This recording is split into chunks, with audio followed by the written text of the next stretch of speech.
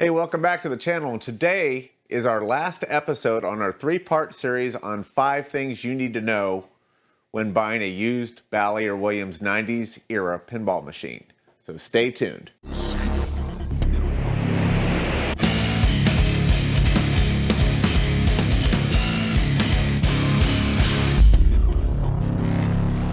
If this is the first time you've checked out my channel, please take a moment to consider subscribing, liking, and hit the notification bell for future videos. It really helps the channel out. In this episode, we're going to be taking a look at what's going on underneath the pinball playfield, because there can be hiding some nasty secrets that you may not know when you're looking at a game to buy.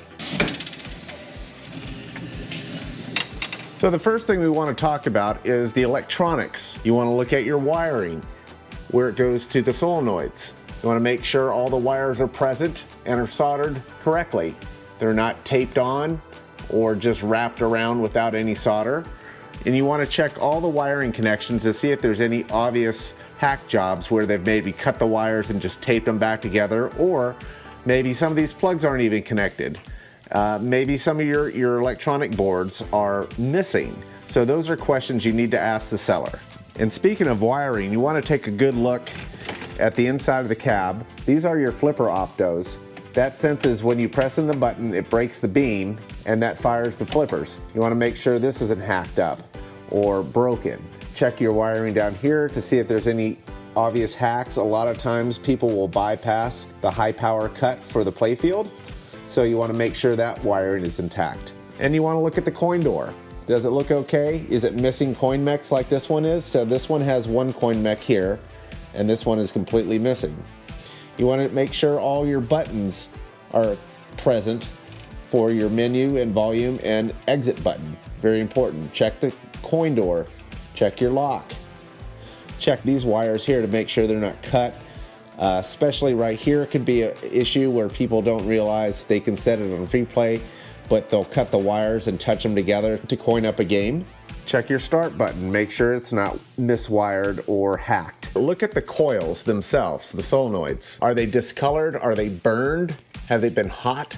You can tell if a coil has been really hot, it'll get a brown ring around the center of it, or sometimes the edges, but usually the brown will look really cooked. But you want to go around and check all your solenoids and make sure that they all look in nice condition. And also you want to check the screws that hold the solenoids on. Are they all there? So go around, especially around the flippers, the slingshots, and the pop bumpers are spots where screws like to work themselves loose. Another thing to check is your cabinet speaker. This is the original that came with this game from 1993.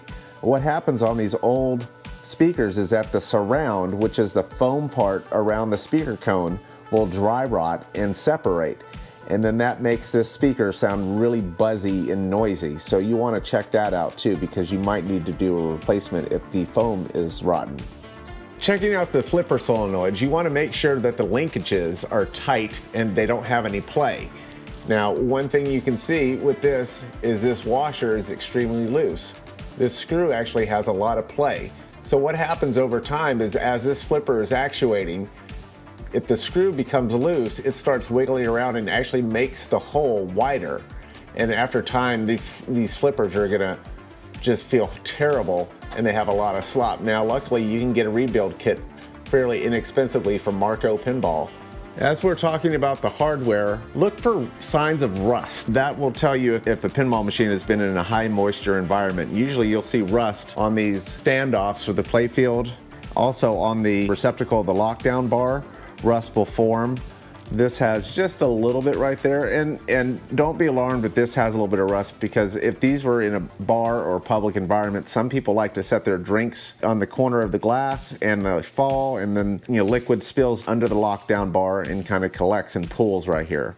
So that's not a super big concern, but what I would be concerned if your metal work has rust. A lot of times these will never get cleaned, and you can get a good idea of how hard a pinball machine has been used by the amount of dust and debris inside the cabinet. Now, I've got this machine used, so this is as it is, as I received it. I didn't want to do anything, so I can give you guys a good look of what a average used condition unshopped pinball machine looks like. And another thing you'll find is from some of the brackets, they do wiggle out, screws will fall, and a lot of times they'll actually make contact with the magnet and stick there. So it's kind of cool in a way because your screws will fall on this magnet and you'll kind of see, oh, there's screws missing. I need to find out where they go. So if you're buying a game that's shopped out, it's usually good practice to have this vacuumed out and nice and clean with no little bits and pieces, just rumbling around inside the cabinet. The second thing you want to look at is how clean is the underside of the playfield. That's a really good indication it's been a heavy played machine. So this one isn't too bad. I've seen some where this whole area is just black with electronic dust caused by the flippers. You can see some of the black right here on this flipper, and that's just from the mechanical parts wearing over time. They make dust, and it does collect on the boards.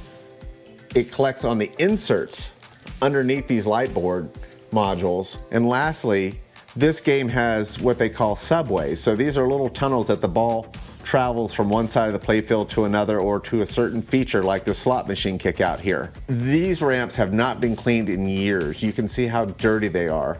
These are actually supposed to be clear. You can see the clear part right here where dirt hasn't really accumulated. So that's another telltale of how hard the machine has been used or how well it's been maintained over the years. And the last thing I wanted to touch on is the power supply. This takes 110 volts coming in, and then it distributes multiple voltages for different aspects of the game.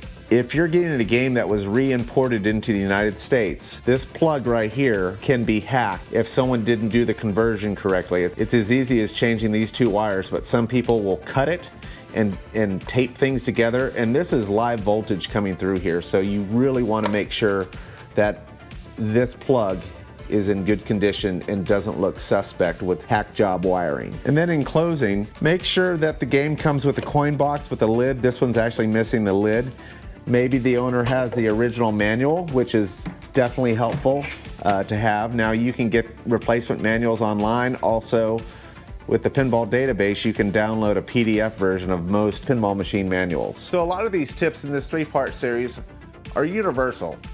They apply to every pinball machine ever made. Certain aspects like the displays and the electronics will vary from machine to machine, but the most part, playfield, condition, lights, wiring is going to be the same across many pinball machines. Well, that wraps up this series. I hope you guys enjoyed it. I hope you got some useful information out of it. So if you have any other tips you'd like to add to maybe some things I might have missed, please feel free to leave a comment down below so future viewers that watch these videos can read up and see if there's something else that the pinball community could add to it.